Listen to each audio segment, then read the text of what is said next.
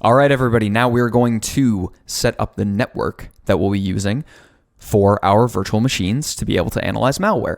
Now, we want to do this because we need a safe environment that we can actually detonate or run malware when we drop it in. And we don't want to risk our physical operating system. That's very dangerous to be detonating malware in an area of a network that can reach your physical operating system. So what we want to do is set up a kind of special network.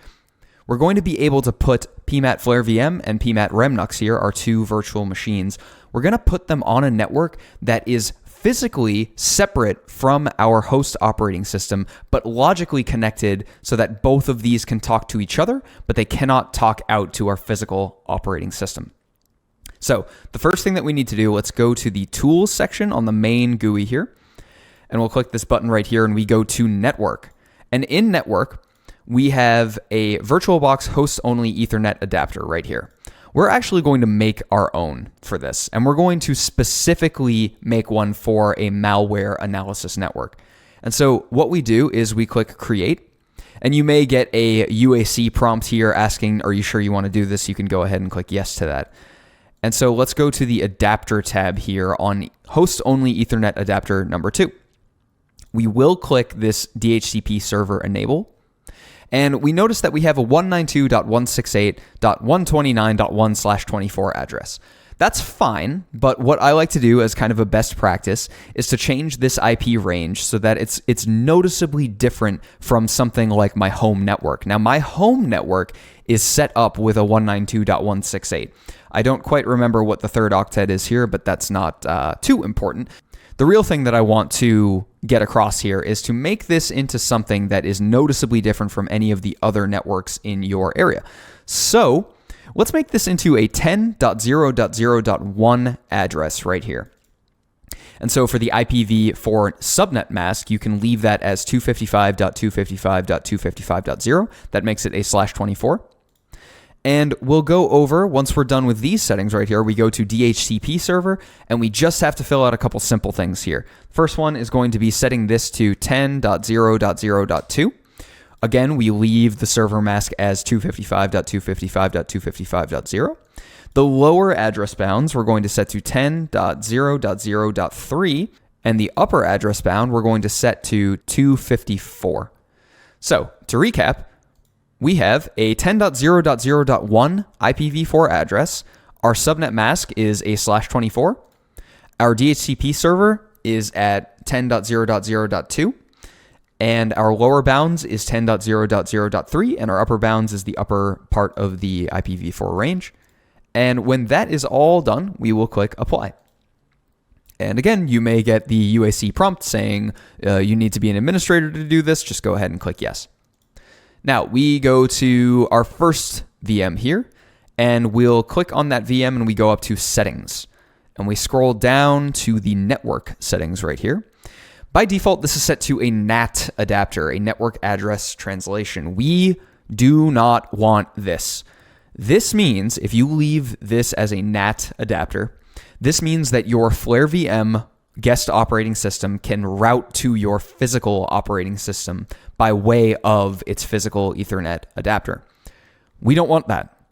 Definitely don't want that. You do not want your detonating malware to be able to route to your physical operating system. So what we want to do is select host-only adapter. And when we click on this, we have a couple options here. We have the original adapter that we saw, and we have number 2. Number 2, remember, was the one that we just set up, and we click on that. Now, it's worth pointing out, we should check these other 3 adapters right here and make sure that they are not enabled. This one should be enabled, but these 3 should not. You don't want some random adapter still live that might be bridged into your network or something crazy like that. That's just not good if you're detonating malware. We just want complete control over one adapter right here.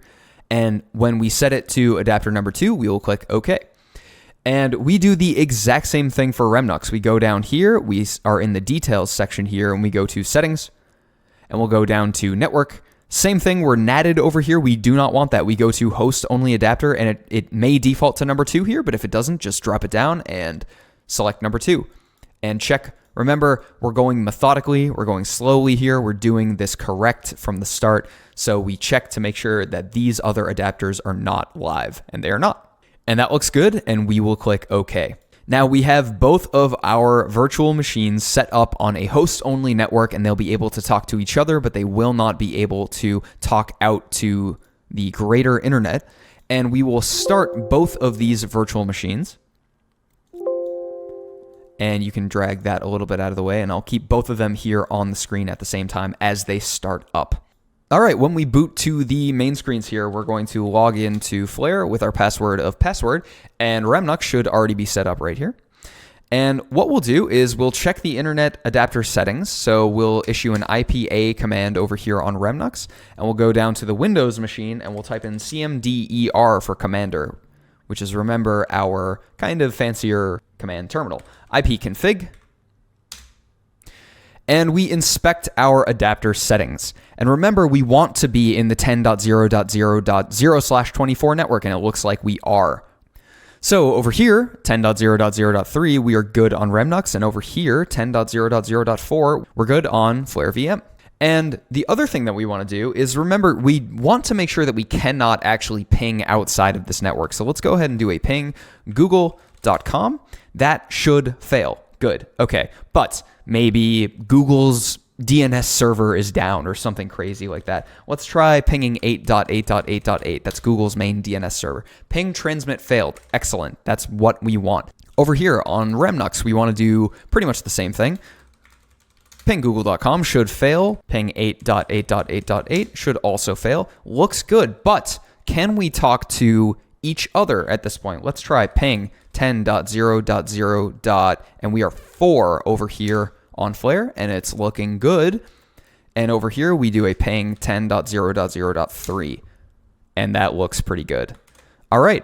It looks like we have a network that's now set up that 2 of our virtual machines can talk to each other, but they cannot talk to the outside world, and we're looking really, really good. So in the next video, we're going to set up a bit of a fake internet situation that's going to allow our malware to be tricked into thinking that it's talking to the internet when really it's not. So meet me over there and we'll set that up.